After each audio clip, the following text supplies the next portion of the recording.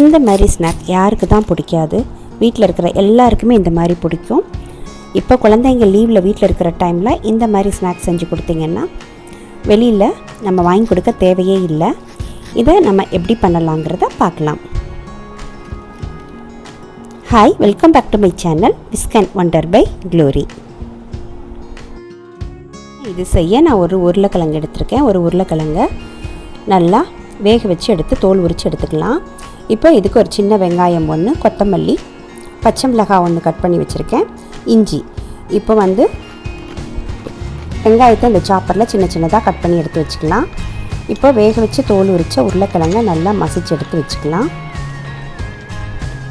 கட்டி இல்லாமல் மசிச்சு எடுத்துக்கலாம். இப்போ நம்ம பொடியாக இந்த மாதிரி நல்லா பொடியாக கட் பண்ண வெங்காயத்தை அதில் சேர்த்துக்கலாம். இதில் கொத்தமல்லி, இஞ்சி, பச்சை மிளகாய் சேர்த்துக்கலாம். பச்சை மிளகாய் ஆப்ஷனல் தான்.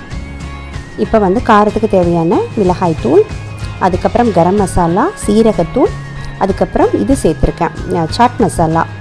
இதுக்கு தேவையான அளவு உப்பு. சாட் மசாலா ஆப்ஷனல் தான், இஷ்டம் இருந்தால் போட்டுக்கோங்க, இல்லாட்டி வேண்டாம். ஆனால் போட்டால் ரொம்ப நல்லாயிருக்கும். இப்போ எல்லாத்தையும் தேவையான அளவு உப்பு சேர்த்துட்டு எல்லாத்தையும் நல்லா பிசைஞ்சு எடுத்துக்கிட்டால் நம்ம ஃபில்லிங் ரெடி ஆயிடுச்சு. இப்போது நம்ம ப்ரெட் எடுத்துக்கலாம். ப்ரெட்டை எடுத்துகிட்டு இந்த மாதிரி ஓரங்களை எல்லாம் கட் பண்ணி எடுத்துக்கலாம்.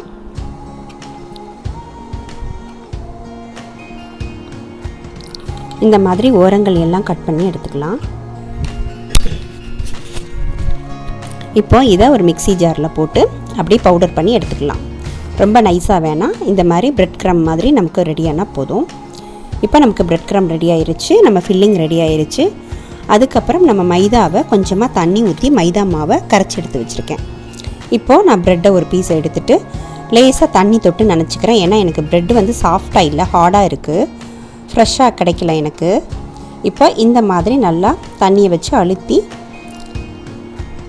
நடுவில் ஃபில்லிங் வச்சு இந்த மாதிரி உருட்டி எடுத்துக்கலாம்.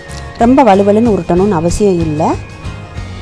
இந்த மாதிரி ஓரளவு நமக்கு ஃபில்லிங் தெரியாமல் இருந்தாலே போதும்.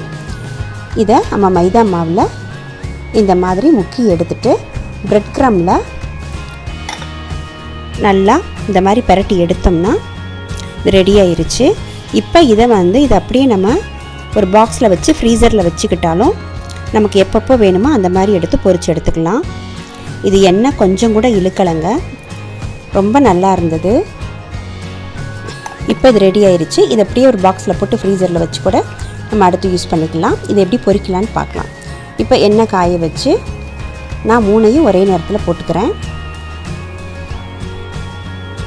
பாருங்கள், அழகாக வந்திருக்கு. ஃபில்லிங் மட்டும் வெளியே தெரியாத அளவுக்கு உருட்டி எடுத்துக்கோங்க. இப்போ நம்ம சூப்பரான பிரெட் உருளைக்கிழங்கு போண்டா ரெடி ஆயிருச்சு. இது கண்டிப்பாக குழந்தைங்களுக்கு ரொம்ப பிடிக்கும். நடுவில் சீஸ் வச்சு கூட நீங்கள் இந்த மாதிரி பண்ணால் உள்ள சீஸ் நல்லா உருகி ரொம்ப நல்லாயிருக்கும். இதை கண்டிப்பாக ட்ரை பண்ணி பாருங்கள். எல்லாருக்குமே இது பிடிக்கும், குழந்தைங்க பெரியவங்க எல்லாருக்குமே. ட்ரை பண்ணி பார்த்துட்டு எப்படி இருந்ததுன்னு கமெண்ட் பண்ணுங்கள். தேங்க்யூ.